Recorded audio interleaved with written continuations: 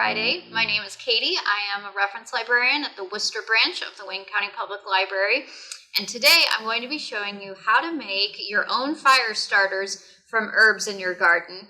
They're easy to do and they make great gifts. They can be made year-round, but I typically make them towards the ends of summer when I know that I'll be doing more fires in the backyard, and that's coming up soon.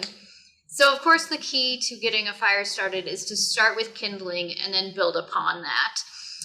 And herbs, when dried out, actually make excellent kindling, and even more so when you use things like rosemary and lavender, because they have those woody stems that's going to help the fire by burning a little bit longer. Now you can use any kind of herb, but for today I have rosemary, I have some sage, rue, basil, and mint. So let's go ahead and get started. All right, the first thing we need to do is gather the trimmings, and then we're going to tie them together with some twine. Now, obviously, I've already gathered my herbs, but that would be step one. So I'm just going to tie the bottom, and I don't like to pre-cut my twine because then it sometimes ends up being too short of a piece. All right, what I'm going to do is we're going to wrap up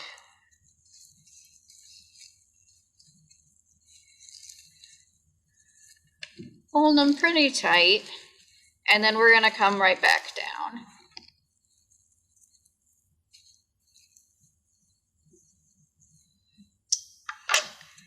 And then, of course, we want to tie off at the end. All right, so that is pretty much steps 1 and steps 2. All right, so we've tied off. You can make these as long or as short or even as thick as you want. One's probably a little less than an inch thick. Now I'll want to let this dry in a warm place. And we also want to keep the plate material in a nice bundle, which is why I kind of went up and down to truncate it as much as possible. And after a few days or even up to a week, it should be nice and dry and ready to use. You can also trim them into smaller bundles afterwards if you would like.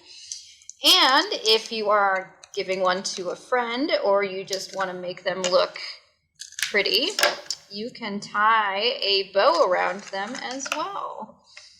So yeah, just place them in a basket by the fireplace or in a covered space near your outdoor fire pit. And you can give a big bundle of these tied up together to a friend or just keep them for yourself. All right, thanks for joining me.